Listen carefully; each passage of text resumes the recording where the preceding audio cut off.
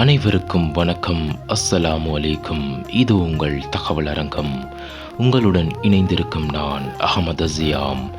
இன்றைய தினம் நாங்கள் பார்க்க போகும் வீடியோ பொத்துவில் பாணியில் ஒரு சிறப்பான சிக்கன் பிரியாணி சமைக்கும் முறையைத்தான் நாங்கள் பார்க்க போகிறோம். பிரியாணி என்பது அரிசி, வாசனை, மசாலா பொருட்கள் மற்றும் இறைச்சி வகைகள் அல்லது மீன் வகைகளுடன் மரக்கறி வகைகளை சேர்த்து சமைக்கப்படும் ஒரு பிரபல்யமான இந்தியன் தெற்காசிய உணவாகும். இது பொதுவாக பாஸ்மதி அரிசி அல்லது சீரக சம்பா அரிசியை கொண்டு தயாரிக்கப்படுகிறது. பிரியாணியின் வகைகளாக chicken biryani, mutton biryani, beef biryani, fish biryani, vegetable biryani என பிரியாணியின் பட்டியல்கள் நீண்டு கொண்டுதான் செல்கின்றன. நாங்கள் இப்போது சமைப்பது சிக்கன் பிரியாணி ஆகும். பிரியாணிகள் சமைக்கப்படும் முறைகளை பொறுத்து பிரியாணியின் சுவைகள் மாறுபடும். பிரியாணியின் முதல் வகை தம் பிரியாணி. அரிசியையும் இறைச்சியையும் தனித்தனியாகவோ அல்லது ஒன்றாகவோ சேர்த்து பாத்திரத்தில் இறுக்கமாக மூடி வைத்து குறைந்த வெப்பத்தில் வேக வைக்கும் முறையாகும். இரண்டாவது முறை படி பிரியாணி. அரிசியை தனியாக வேக வைத்து மசாலாக்களுடன் சேர்த்து சமைக்கப்படும் முறையாகும். மூன்றாவது முறை குக்கர் பிரியாணி. அவசர தேவைக்காக பிரஷர் குக்கரில் எளிதாக சமைக்கப்படும் முறையாகும். இந்த வீடியோவில் நாங்கள் சமைக்கும் முறையானது தம் பிரியாணி முறையாகும். வாருங்கள் இது சம்பந்தமாக பார்ப்போம். இதற்கு தேவையான பொருட்களை தான் நீங்கள் இப்போது பார்த்தது.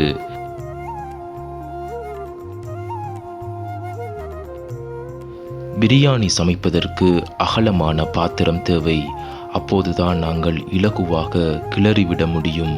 இப்போது நாங்கள் எடுத்திருக்கும் இந்த அகலமான பாத்திரத்தில் நெய் சேர்த்து கொள்கிறோம்.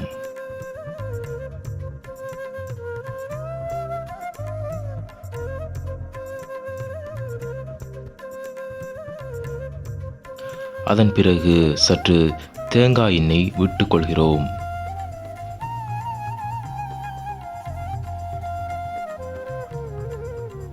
அதன் பிறகு நறுக்கி வைத்த வெங்காயங்களை சேர்த்துக்கொள்கிறோம். அடுத்ததாக நறுக்கி வைத்த மிளகாய்களை சேர்க்கின்றோம்.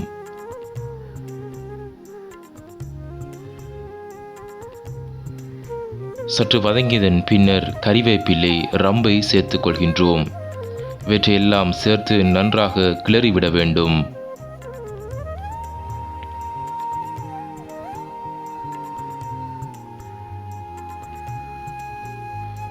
இந்த வாசனைகள் வரும்போதுதான் பிரியாணியின் சுவை நன்றாக இருக்கும். அதற்கு அடுத்தபடியாக நாங்கள் பூண்டு சேர்த்துக் கொள்கிறோம். பூண்டு சேர்த்ததன் பின்னர் கருவா சேர்த்துக் கொள்கிறோம்.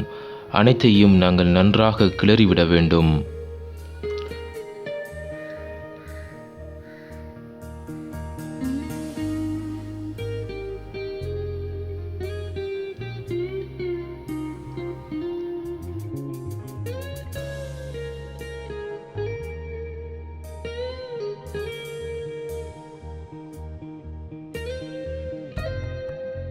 இந்த அனைத்து வாசனை திரவியங்களும் நன்றாக வதங்கியதன் பின்னர் நாங்கள் ஏற்கனவே மசாலாவில் ஊற வைத்த கோழி இறைச்சியை சேர்த்து அதனுள் நீரையும் சேர்த்துக் கொள்கிறோம்.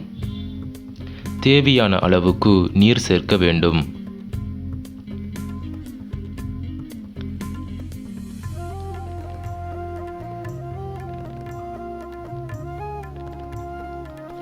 நீர் சேர்த்து நன்றாக கிளறிவிட வேண்டும். சற்று நேரம் நன்றாக கோழி இறைச்சியை அவிய விட வேண்டும்.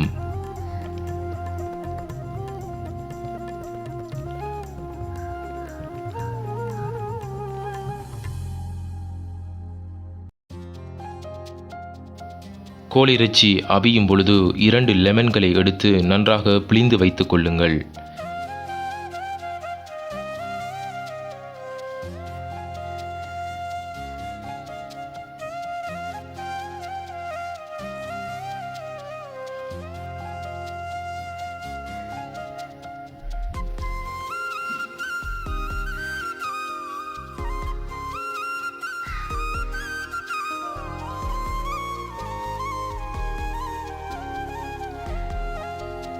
இப்போது நாங்கள் ஏற்கனவே ஊற வைத்த அரிசியை சேர்த்துக்கொள்கிறோம். இது தம் பிரியாணி முறை என்பதால் எல்லாவற்றையும் ஒன்றாகவே சேர்க்கிறோம். அதன் பின்னர் தேவையான அளவு தேங்காய் பால் சேர்த்துக்கொள்கிறோம். இந்த முறையில் நீங்கள் பிரியாணி செய்யும் பொழுது பிரியாணியின் சுவை மிகவும் அருமையாக இருக்கும்.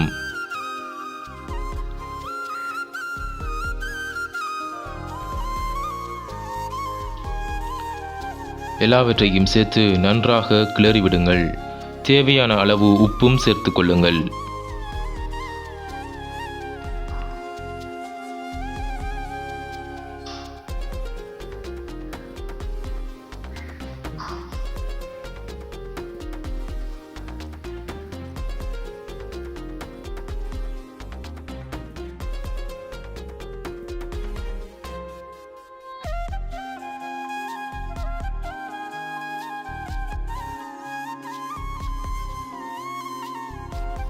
இப்போது நாங்கள் ஏற்கனவே நறுக்கி வைத்த மரக்கறி வகைகளை சேர்க்கின்றோம்.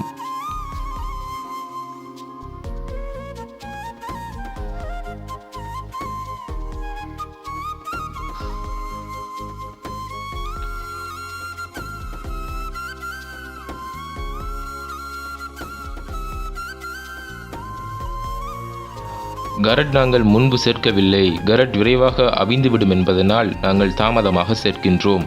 அனைத்தையும் சேர்த்ததன் பின்னர் நன்றாக கிளறிவிடுங்கள். இந்த தருவாயில் எலுமிச்சை சாறை நாங்கள் சேர்த்துக் கொள்கிறோம். அனைத்தையும் சேர்த்து நன்றாக இவ்வாறு கிளறிவிடவும்.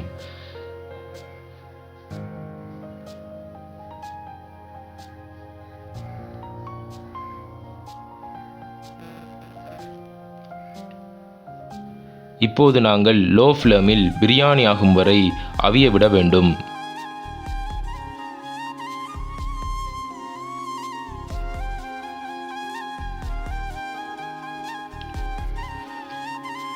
தம் பிரியாணி செய்யும் பொழுது அடிப்பிடிக்கும் தன்மை இருப்பதனால் அவதானமாக நாங்கள் தொடர்ச்சியாக கிளறிவிட வேண்டும்.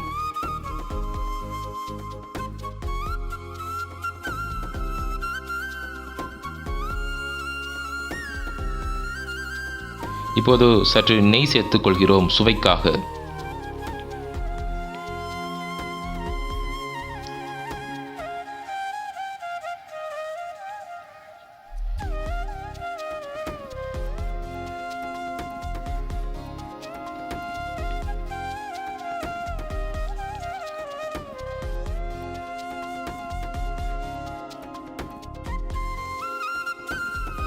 பிரியாணி நன்றாக அவிய வேண்டுமென்றால் 2 வாழை இலைகளை வெட்டி பிரியாணிக்கு மேல் வைப்பதனூடாக நாங்கள் பிரியாணியை நன்றாக அவித்து கொள்ள முடியும்.